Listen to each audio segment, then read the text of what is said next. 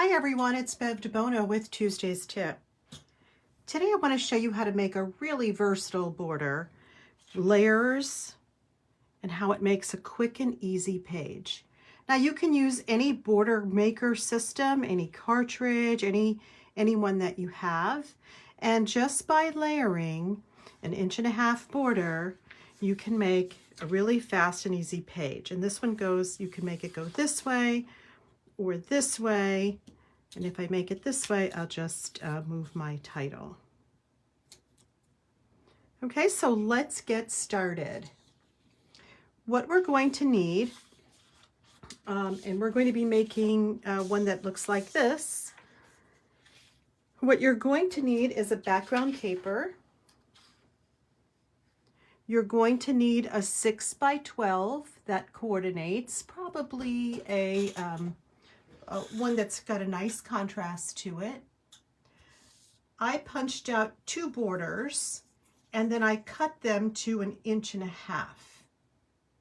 And then I'm going to show you how to make a 1/4 inch edge like I did with this one. Again, just adding some more definition and depth to your border. Now on this one, I had a border that was already wide enough to give it another contrast. But for this one, I didn't have that in the paper that I was using. Okay, let's get started. We're going to start with our base page. Then we're just going to add our 6x12. And we're going to use our 13x13 mat. And by using the 13x13 mat, I am using the measurements on the side of the mat itself, so I don't need to use a ruler. This I'm placing at the 9-inch mark and the 3-inch mark. So this is my 6x12 piece. Then I'm going to take my 1.5" borders. So these are 1.5" borders. And what I'm going to do is I'm going to put some repositionable tape on the back of them. And the repositionable tape, if you use it on wax paper or on parchment paper, the tape will only go where there is paper.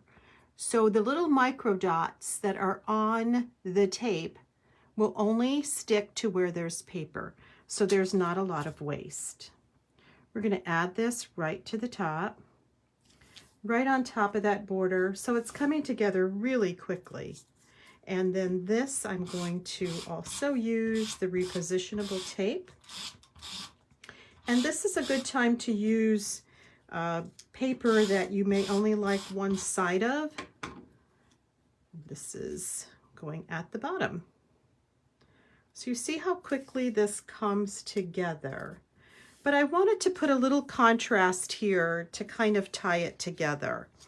And so what I decided I wanted to do, and sometimes we don't know what to do with these really bold striped papers, and they make a cute little decorative edge or a decorative piece.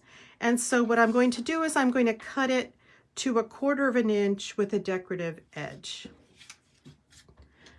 I'm going to switch the blade in my 12-inch trimmer, probably to either the Victorian or the deco blade. Either would be fine. And then I'm going to place my paper right at the edge of the gray mat strip. And that will give me a 1/4 inch edge. If I place it to here, that's a 1/2 inch. But I want to do a 1/4 inch, so I'm going to place it right at the edge of the mat strip.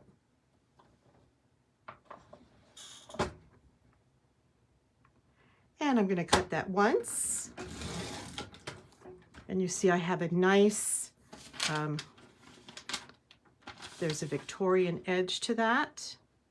But I only need 2 of them. I only need to do this on one side. So I'm going to switch back to my straight blade and cut that now, the same piece to the 1/4 inch. So I have 2 1/4 inches on that. And I can go ahead and store my blade right in the back of my trimmer so that I don't lose them. Really great way that that was put together. And now what I'm going to do is just, again, use my repositionable tape on wax paper or parchment paper. And it makes it so fast just to go right down the edges with this. And I'm going to place one piece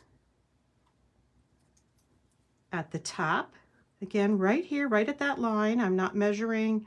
I'm not using a pencil or anything to measure this. So one of the strips right at the edge of that line, and the other one going up from the bottom of that. So as I said, you could use any border maker system, any punch that you have, and the page comes together very easily. And it's so versatile that you could use it this way or even this way if you haven't put your titles on them yet.